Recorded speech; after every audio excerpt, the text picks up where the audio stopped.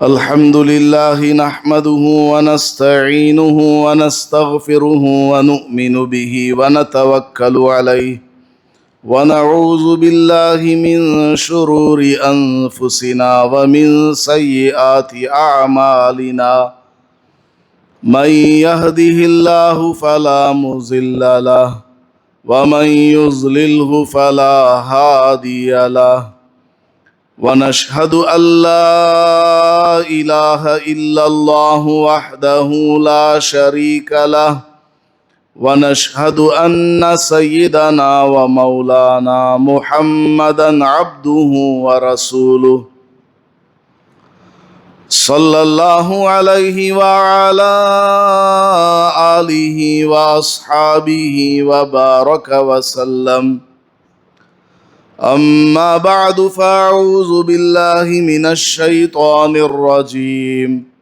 بسم الله الرحمن الرحيم. يا أيها الذين آمنوا اتقوا الله حق تقاته ولا تموتن إلا وأنتم مسلمون. بارك الله لنا ولكم في القرآن المجيد والفرقان الحميد. رب اشرح لي صدري ويسر لي أمري واحلل عقدة من لساني يفقه قولي. معزز سامعین کرام، ماہ رمضان بڑی تیزی کے ساتھ آیا اور بڑی تیزی کے ساتھ رخصت بھی ہو گیا. زمانہ کیسے گزرا آدمی سوچ بھی نہیں سکتا کہ ایک مہینہ ایک ہفتے کے مانند گزر گیا ہے، اور رسول اکرم صلی اللہ علیہ وسلم نے جو ارشاد فرمایا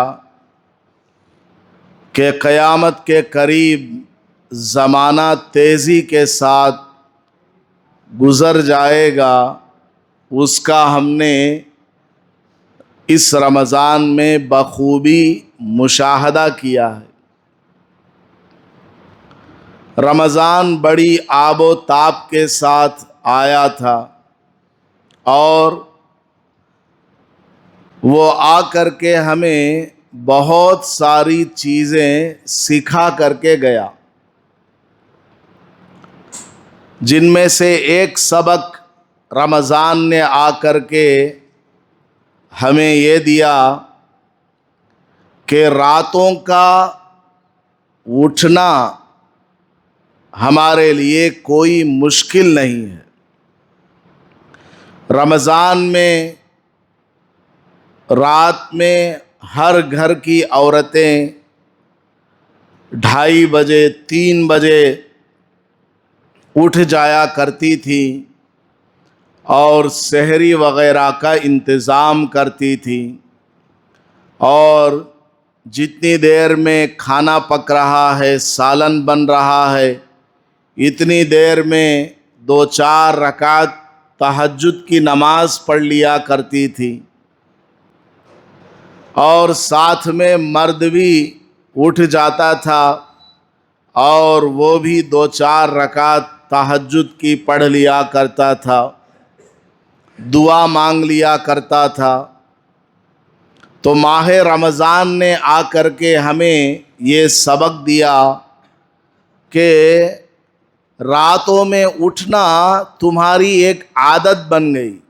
ایک مہینہ تم راتوں میں سویرے اٹھ جایا کرتے تھے، اور دن بھر کے جو تمہارے کام و کاج تھے اس میں کوئی زیادہ فرق بھی نہیں آتا تھا. دن بھر کے سارے کام آدمی کر رہا تھا، معمولی سا تھوڑا بہت فرق ہوا ہے بس. اس کے علاوہ ایسا تو نہیں کہ آدمی نے اپنا کام کرنا چھوڑ دیا ہو، कारोबार को छोड़ दिया हो, मुलाजमत को छोड़ दिया हो, ऐसा तो नहीं है। तकलीफ उठा करके, भूख प्यास को बर्दाश्त करके वो अपने कामों काज में जाता रहा, आता रहा और रमज़ान 1 महीना गुजारता रहा। तो यही आदत और यही मामूल पूरे साल अपनाने की ज़रूरत है कि रातों में जल्दी उठ जाया करें। फजर की अजान से कम आधा घंटा 1 घंटा पहले बेदार हो जाया करें और तहज्जुद की 2 रकात, 4 रकात, 6, 8, 12 रकात जितना हो सके आदमी पढ़े और अल्लाह के सामने अपनी हाजत को पेश करे। हदीस पाक में आता है, रसूलुल्लाह सल्लल्लाहु अलैहि वसल्लम ने इरशाद फरमाया, रोज़ाना रात के आखिरी पहर में, आखिरी हिस्से में, यानी अजान से तकरीबन 2-2.5 घंटा पहले पहले आसमान पर फरिश्ता आकर के आवाज़ देता है, निदा लगाता है कि अल्लाह तबारक व ताला तमाम दुनिया वालों की तरफ मुतवज्जा है इस वक्त में ख़ास कर पूरे साल, और अल्लाह की तरफ से ऐलान किया जा रहा है, ऐ मेरे बंदों और बंदियों, जो तुम्हारी हाजत है इस वक्त में उठ करके मुझसे मांगो। दिन भर के जो आमाल हैं वो हम लोगों के साथ मिलजुल करके करते हैं, लेकिन रात में जो तहज्जुद के वक्त में बेदार हो करके अल्लाह के सामने खड़े होते हैं, वो अल्लाह के साथ हमारी एक ख़ास मुलाकात, ख़ास बातचीत और प्राइवेट मीटिंग हुआ करती है। इसलिए पूरे साल हमें इसकी आदत बनानी चाहिए, रात में जल्दी उठने की और नमाज तहज्जुद का एहतमाम करने की। इससे हमारी ज़िंदगियों में बड़ा इनक़िलाब आएगा। नमाज तहज्जुद से मुताल्लिक़ इंशाअल्लाह कभी मुकम्मल तफसीली बयान आपकी खिदमत में करूँगा। तो सवेरे उठने की आदत बना लेनी चाहिए, या कम से कम फजर की नमाज को आदमी जाने वाला बन जाए। 1 महीना फजर की नमाज में आते रहे, चाहे वक्त जैसा भी था, कामों काज जैसा भी था, आदमी जैसा भी थका हुआ हो, फजर की नमाज में बहरहाल रमज़ान में आता था, तो माह रमज़ान के बाद भी पूरे साल नमाज में आने की मुकम्मल कोशिश होनी चाहिए, क्योंकि ये हमारा फरीज़ा है, हमारी ड्यूटी है। इसके बग़ैर हमारा ईमान और इस्लाम मुकम्मल नहीं होता। नमाज के बग़ैर आदमी कामिल मुसलमान नहीं कहलाता। नमाज दीन का अहम पिल्लर है, सुतून है। जिसने नमाज को कायम रखा उसने दीन को कायम रखा, और जिसने नमाज को तर्क कर दिया उसने दीन के पिल्लर को, दीन के सुतून को गिरा दिया। खुद भी आए, दूसरों को भी जगाएं, अपने दोस्त अहबाब को, रिश्तेदारों को फ़ोन करके जगाएं और उनको भी नमाज पढ़ने की, मर्दों को मस्जिद आने की तरगीब दिलाएं। और माह रमज़ान ने आकर के हमें क्या सबक दिया? अल्लाह ने फरमाया कि सुबह में 5:10 हो गया, सहरी खाना बंद करो। सारे मुसलमान रुक गए कि आर्डर आ गया है कि अब सहरी नहीं खाना है, तो सारे के सारे मुसलमान रुक गए। पूरी ज़िंदगी भी इसी तरह अगर कोई काम हम करने जा रहे हैं और वो काम قرآن کی روشنی میں، رسول اللہ صلی اللہ علیہ وسلم کے فرمان کی روشنی میں اگر منع ہے تو آدمی کو فوراً رک جانا چاہیے، ذرا برابر اس میں سوچنا نہیں کہ یہ کام کریں گے تو کیا ہے، نہیں کریں گے تو کیا ہے۔ اللہ کا حکم ہے کہ اس کام کو نہ کرو، شراب نہ پیو، زنا نہ کرو، جوا نہ کھیلو، اور سود نہ کھاؤ، بیاج نہ کھاؤ، رشوت نہ لو، جھوٹ نہ بولو، غیبت نہ کرو، چغلی نہ کرو۔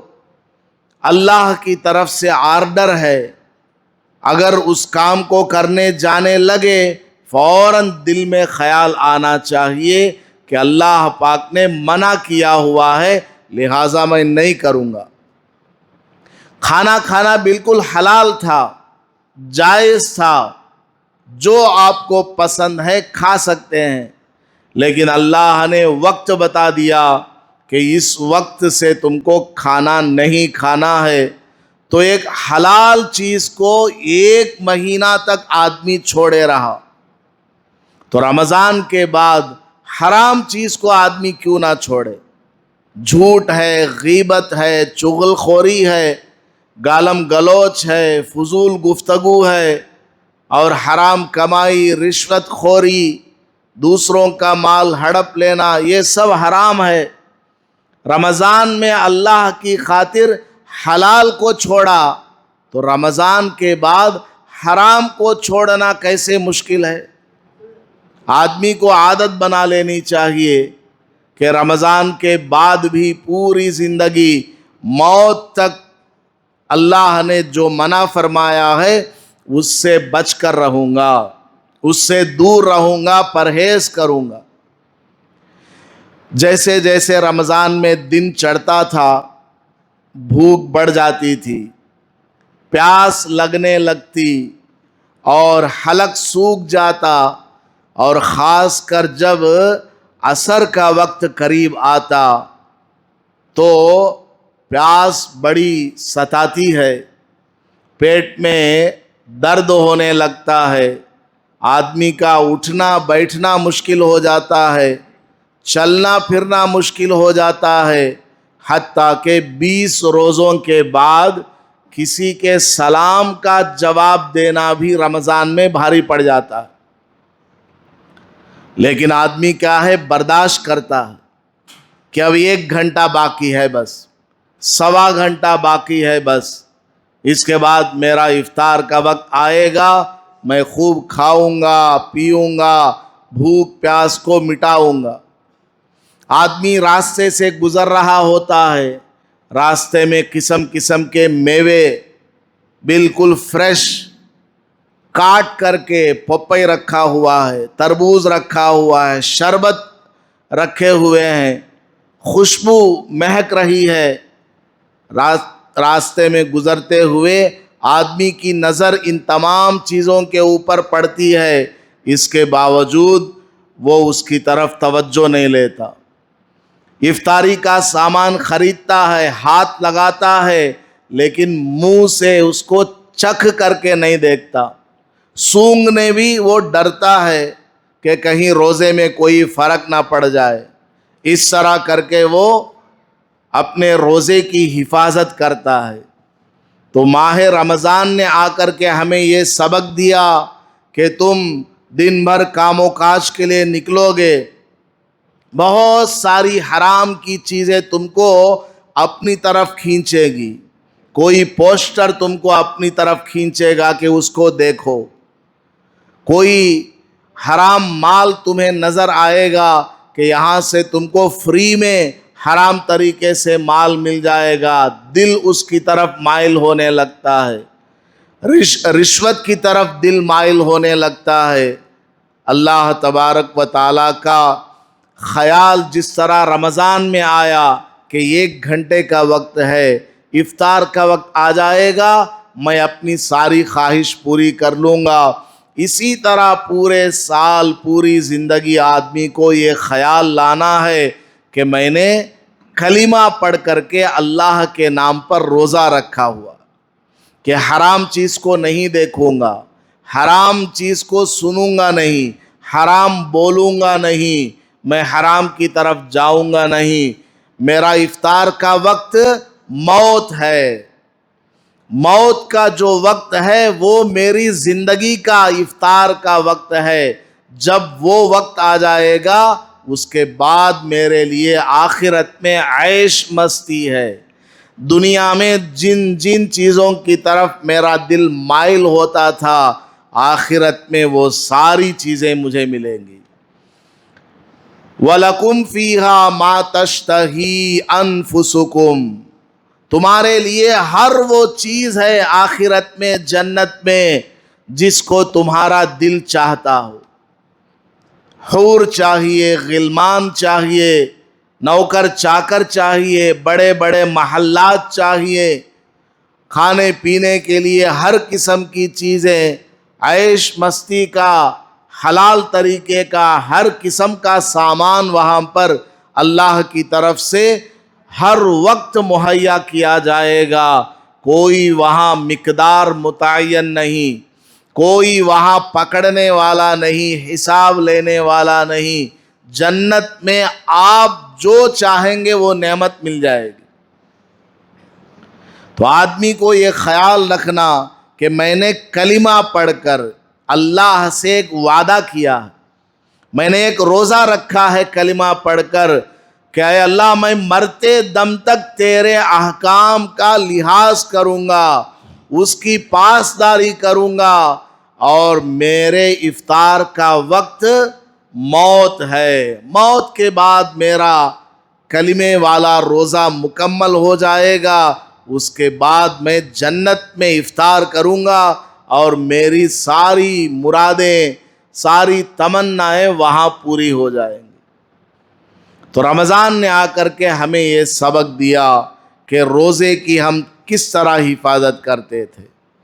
اسی طرح ماہ رمضان میں روزے کی حالت میں آدمی کم بات کرتا ہے، جھوٹ نہیں بولتا، کہیں میرا روزہ خراب نہ ہو جائے، کسی غلط چیز کو نہیں دیکھتا کہیں میرا روزہ خراب نہ ہو جائے۔ اسی طرح رمضان کے بعد بھی ان تمام چیزوں کا خیال رہنا کہ کہیں میں نے جو اللہ کے نام پر کلمہ پڑھا ہے میرا جو ایمان والا روزہ ہے کہیں اس کے اندر کوئی کمی نہ آ جائے، کوتاہی نہ ہونے پائے۔ رمضان میں ہم افطار کے وقت میں غریبوں کا خیال کرتے ہیں، غریبوں میں اپنا مال تقسیم کرتے ہیں، کسی کے گھر راشن پہنچاتے ہیں، کسی کے گھر افطار کا سامان پہنچاتے ہیں، بہن کے یہاں، بھائی کے یہاں، اڑوس پڑوس میں، محلے کے غربا میں، مسجد میں، مدرسے میں، یتیم بیوہ مساکین کے گھروں میں ہم اپنا مال خرچ کرتے ہیں۔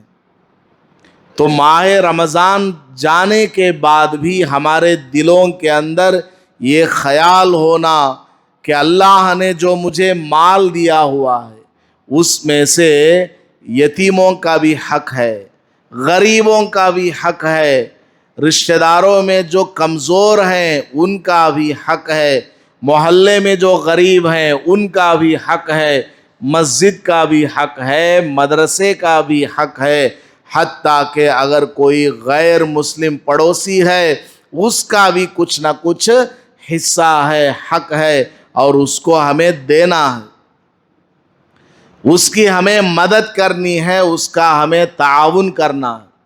پوری زندگی آدمی اس بات کا خیال کرے اور رمضان میں جس طرح اپنا دل بڑا کر کے اپنی جیب سے روپیہ پیسہ خرچ کیا کرتا تھا، اسی طرح رمضان کے بعد بھی وقتاً فوقتاً غریبوں، یتیموں، بیوہ اور مساکین پر اور مساجد میں، مدارس میں اپنا مال لگاتے رہنا چاہیے۔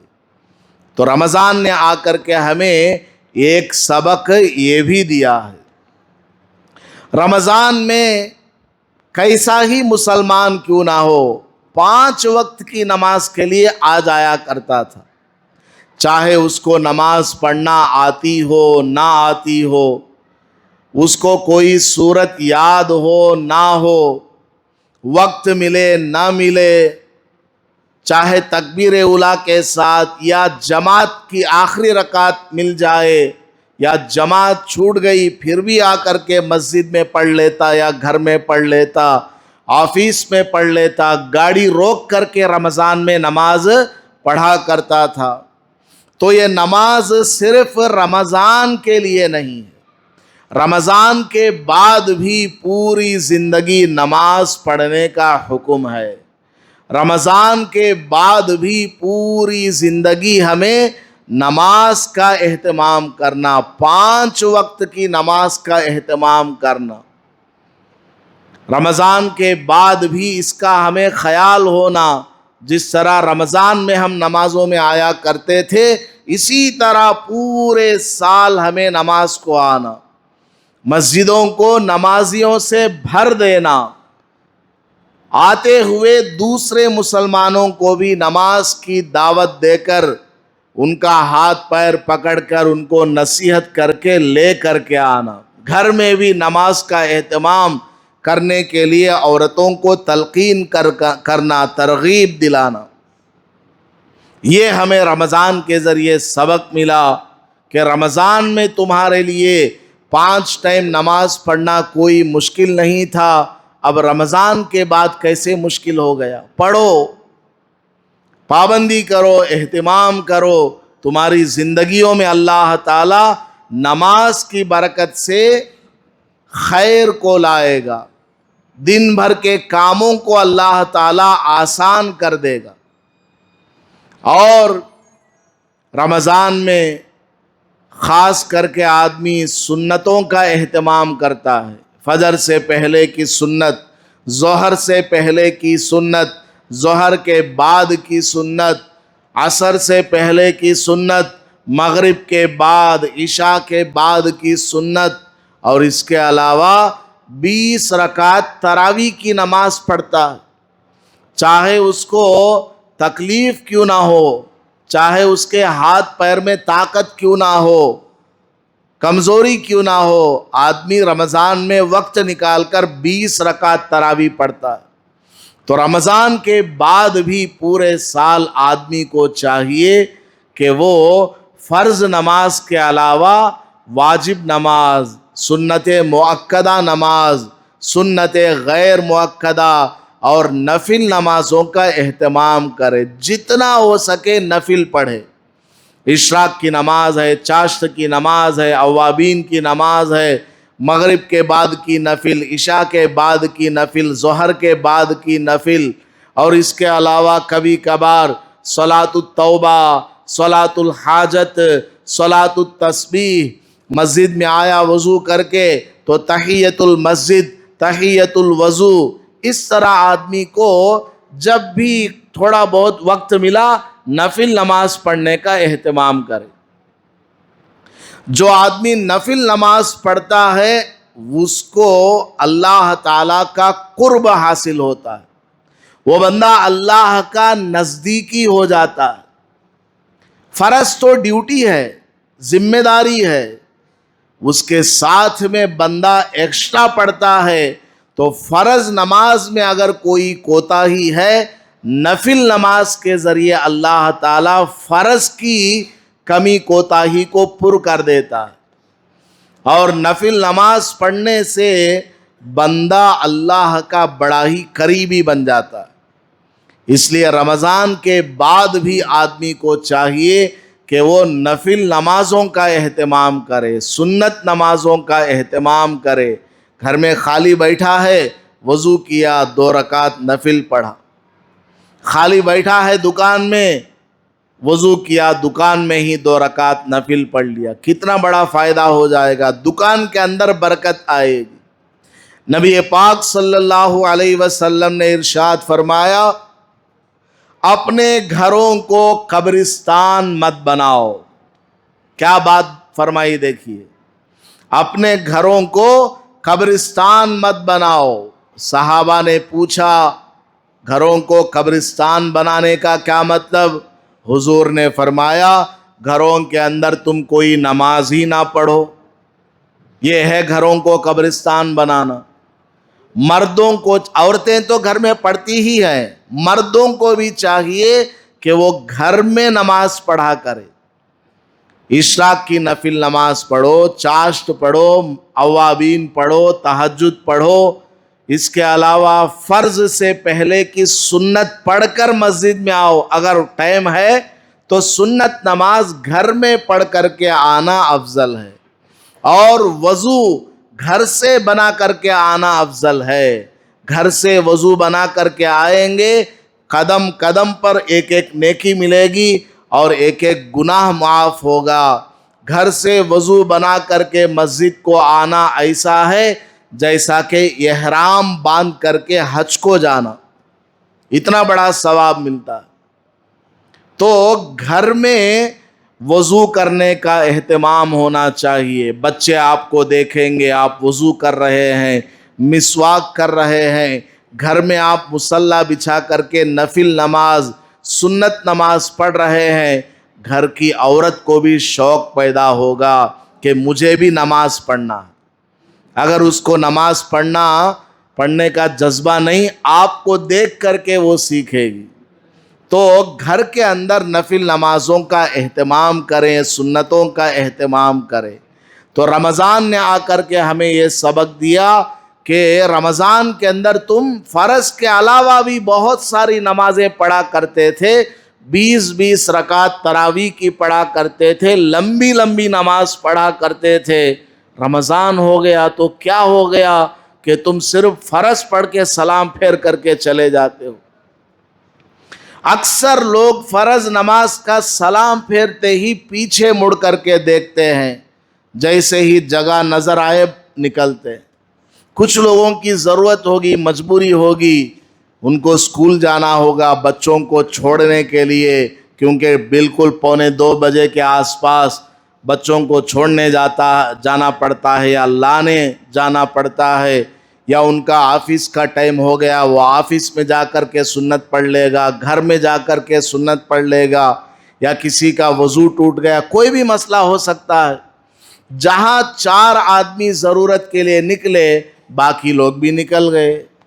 200 آدمی فرض نماز میں ہیں اور سنت نماز پڑھنے میں مشکل سے 50 آدمی، باقی سب نکل گئے۔ نوجوان بھی جا رہے ہیں، خالی لوگ بھی جا رہے ہیں، جن کا کوئی کام نہیں اس وقت وہ بھی جا رہے ہیں، اور جا کر کے گھر میں پڑھتے ہیں کیا؟ نہیں پڑھتے۔ آفس میں جا کر سنتیں پڑھتے ہیں کیا؟ نہیں پڑھتے۔ حالانکہ جو سنت مؤکدہ ہے، فجر کی نماز سے پہلے 2 رکعت، ظہر سے پہلے 4، ظہر کے بعد 2، مغرب کے بعد 2 اور عشاء کے بعد 2، یہ ٹوٹل 12 رکعت سنت مؤکدہ ہے، یعنی مینڈیٹری ہے، کمپلسری ہے۔ اور اس کے علاوہ عشاء میں 3 رکعت واجب الوتر، وہ واجب نماز ہے، فرض کے قائم مقام ہے وہ وتر کی نماز۔ تو نمازوں کا اہتمام کرنا رمضان کے بعد بھی، یہ رمضان نے آ کر کے ہمیں سبق دیا۔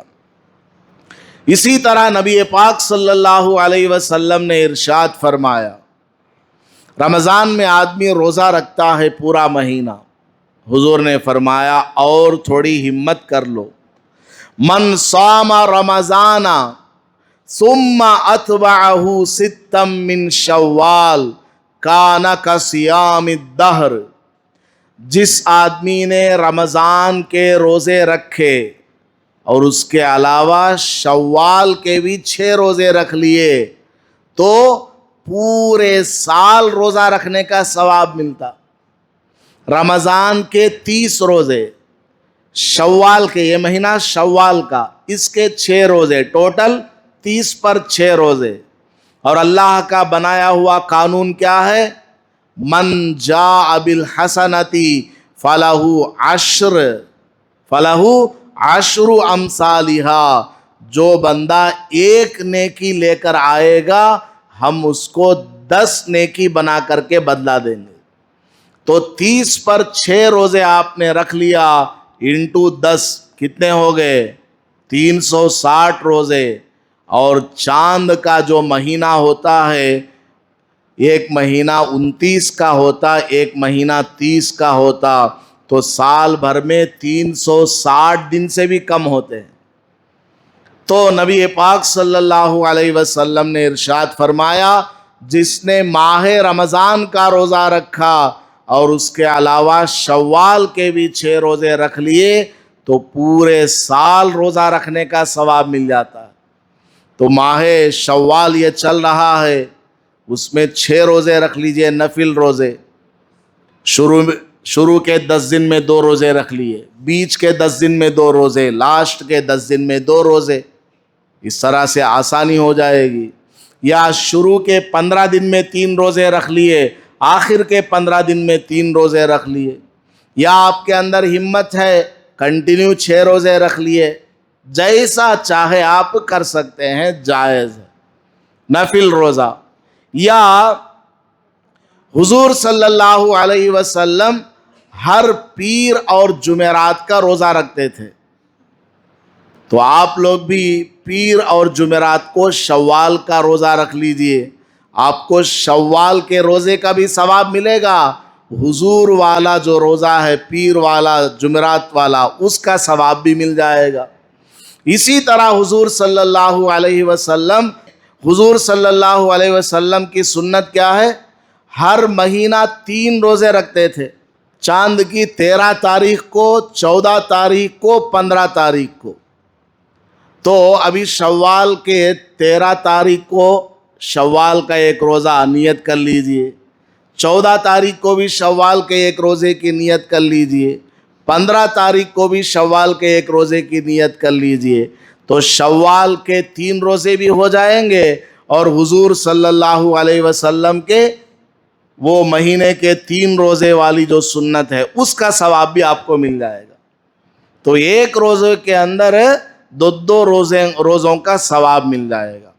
ہاں، اگر کسی کا رمضان کا روزہ چھوٹا ہوا ہے، روزہ کسی کا چھوٹا ہوا، قضا ہو گیا، اب وہ رمضان کے بعد قضا روزہ رکھتا ہے، سفر میں چلا گیا تھا، بیمار ہو گیا تھا، اب وہ رمضان کا روزہ شوال میں قضا رکھتا ہے، تو صرف قضا روزہ انڈیویجولی اکیلا رکھنا ہے، اس میں شوال کے روزے کی نیت نہیں چلے گی، کیونکہ شوال کا روزہ نفل ہے، پیر اور جمعرات کا روزہ نفل ہے، چاند کے 13، 14، 15 تاریخ کا روزہ نفل ہے، اس میں آپ رمضان کے قضا روزے کی نیت کریں گے تو صرف قضا ادا ہوگا، نفل ادا نہیں ہوگا، کیونکہ یہ فرض روزہ ہے نا، فرض اور نفل کو میچ نہیں کر سکتے۔ سمجھ میں آ گیا آپ کو؟ تو رمضان میں جو روزے آپ کے چھوٹے ہوئے ہیں صرف اسی کی نیت سے آپ کو روزے رکھ لینا ہے۔ خاص کر عورتوں کے روزے چھوٹ جاتے ہیں رمضان میں، مہینے میں ان کا جو نماز نہ پڑھنے والا ٹائم آتا ہے، 3 روزے 5 روزے ان کے چھوٹ جاتے ہیں، تو ان کو کیا کرنا، شوال میں ان روزوں کی قضا رکھ لینا، اور اس کے علاوہ شوال کے بھی 6 روزے رکھ لیں، یا ابھی شوال کے 6 روزے رکھ لیں، اگلے مہینے میں قضا روزے رکھ لیں، دعا مانگ لیں، اے اللہ شوال چل رہا ہے، میں اس میں شوال کے 6 روزے رکھ لیتی ہوں اور اگلے مہینے میں قضا روزے رکھ لوں گی، اللہ سے دعا مانگ لے، بس بعد میں وہ رمضان کے چھوٹے ہوئے روزوں کی قضا رکھ سکتی ہے۔ تو نبی پاک صلی اللہ علیہ وسلم نے فرمایا کہ جو آدمی رمضان کے روزے رکھتا ہے اور ساتھ میں شوال کے 6 روزے رکھتا ہے، اس کو ایسا ثواب ملتا ہے جیسا کہ پورے سال اس نے روزہ رکھا ہو، 360 دن چاند کے روزہ رکھنے کا اس کو ثواب مل جائے گا، صرف اب 6 روزے رکھ لینے سے۔ اس لیے سب لوگ 6 روزے رکھنے کا اہتمام کریں۔ اور روزہ رکھنے کا سب سے بڑا آبجیکٹیو پوائنٹ کیا ہے؟ آدمی کو غریبوں کا خیال آتا ہے۔ آپ کی کوئی سگی بہن ہے، رشتہ داروں میں کوئی غریب ہے، محلے میں کوئی غریب ہے، اس کے بھوک پیاس کا آپ کو احساس ہوتا ہے۔ عربک کا ایک آرٹیکل میں نے پڑھا، گوگل کے اندر سوڈان اس میں ایک آرٹیکل میں نے پڑھا، بڑا عجیب مسئلہ اس میں پوچھا گیا۔ فلسطین کی ایک بچی 10-11 سال عمر ہوگی، معمولی سی بچی، وہ کسی کا فون لے کر کے سوڈان کے مفتی صاحب کو فون کرتی ہے۔ فون میں کیا مسئلہ پوچھتی ہے؟ اِلَّمْ أَجِدْ شَيْئًا آكُلُهُ فِي السُّحُورِ أَيَصِحُّ صَوْمِي۔ فلسطین کی غریب بچی پوچھتی ہے، حضرت اگر میں رمضان میں سحری میں مجھے کھانے کے لیے کچھ نہ ملے، میں روزہ رکھ لوں، بھوکا روزہ، میرا روزہ ہوتا کیا؟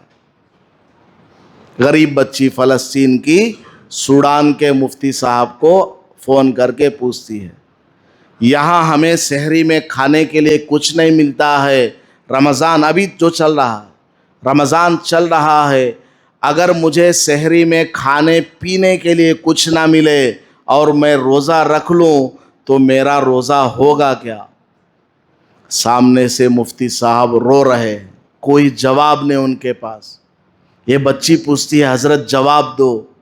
وہ مفتی صاحب بولتے ہیں، لیس عندی جواب، کہ بیٹی میرے پاس تمہارے سوال کا کوئی جواب نہیں، روزہ ہوگا وہ ہوگا، لیکن تم جس طرح سوال پوچھ رہی ہو، میں سوڈان میں رہ کر تمہاری مدد کچھ نہیں کر پا رہا ہوں، اپنے آپ پر افسوس کر رہا ہوں، میں جواب نہیں دے سکتا تجھے، مجھے معاف کرنا، قیامت میں میری گرفت نہ کرنا۔ پھر وہ بچی پوچھتی ہے، حضرت اِلَّمْ أَجِدْ شَيْئًا آكُلُهُ فِي الْإِفْطَارِ أَيَصِحُّ صَوْمِي۔ حضرت افطار کے وقت میں روزہ کھولنے کے لیے مجھے کھانے پینے کچھ نہ ملے، کیا میرا روزہ قبول ہوگا؟ سامنے سے مفتی صاحب رو رہے، کوئی جواب نہیں ان کے پاس۔ بچی بار بار سوال پوچھتی ہے، حضرت این الجواب، این الجواب۔ سامنے سے حضرت بولتے ہیں، لیس عندی جواب۔ پھر مفتی صاحب نے اس بچی سے پوچھا، بیٹی بتاؤ تمہارے امی ابا نہیں ہیں کیا؟ ان سے بات کراؤ۔ تو بچی بولتی ہے، ابو یا شہید، اخو یا شہید، امی شہید، میرے ابا بھی شہید ہو گئے، امی بھی شہیدہ ہو گئی، اور میرا بھائی بھی شہید ہو گیا، میں اکیلی فلسطین کی غزہ کی گلیوں میں گھومتی پھرتی ہوں، میرا کوئی بھی رشتہ دار نہیں، جہاں کوئی گھاس پھوس مل گیا کھا لیا، یا زمین کے نیچے کوئی تری مل گئی اس کو چاٹ لیا، پیاس بجھا لیا، بس اس طرح ان کی زندگیاں گزر رہی۔ تو روزہ رکھنے کا ایک اہم آبجیکٹیو پوائنٹ، مقصد کیا ہے؟ غریبوں کا ہمارے دلوں میں خیال آئے۔ ہماری کوئی بہن ہے، کوئی محلے میں غریب ہے، اللہ نے آپ کو دیا ہوا ہے، غریبوں کی مدد کریں۔ رشتہ داروں میں آپ کے کتنے سارے غریب ہوں گے، پورے سال آپ کو اس کا خیال رہنا، صرف رمضان میں غریبوں کو کچھ آپ نے دے دیا نہیں، رمضان نے آ کر کے یہ سبق دیا ہے کہ پورے سال تم غریبوں کا خیال کرو۔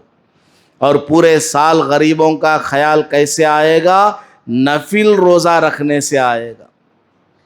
تو مہینے میں چاند کے 13، 14، 15 تاریخ کے روزوں کو رکھ لیا کرے، ہفتے میں پیر جمعرات کا روزہ رکھ لیا کرے، کبھی دل چاہا کسی بھی دن روزہ رکھ لیا، تو اس سے نفسانی خواہشات بھی دبیں گے اور اللہ کا خوف بھی پیدا ہوگا، گناہوں سے بچنے کا بھی جذبہ پیدا ہوگا، ساتھ میں محلے کے غریبوں کا، رشتہ داروں میں غریبوں کا خیال آئے گا۔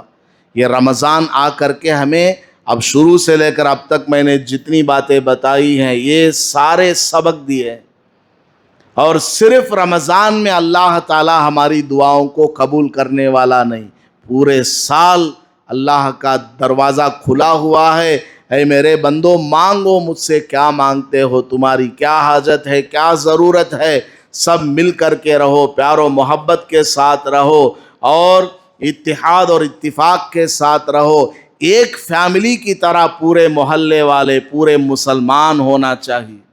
رمضان آ کر کے ہمیں یہ سبق دیتا ہے، رمضان چلا گیا، اللہ تعالیٰ اپنی جگہ باقی ہے، اللہ کہیں نہیں گیا، اللہ وہی ہے، مسجد وہی ہے، نماز بھی ہے، صدقہ خیرات بھی ہے، اور ذکر تلاوت توبہ استغفار سب ہمیں کرنا ہے۔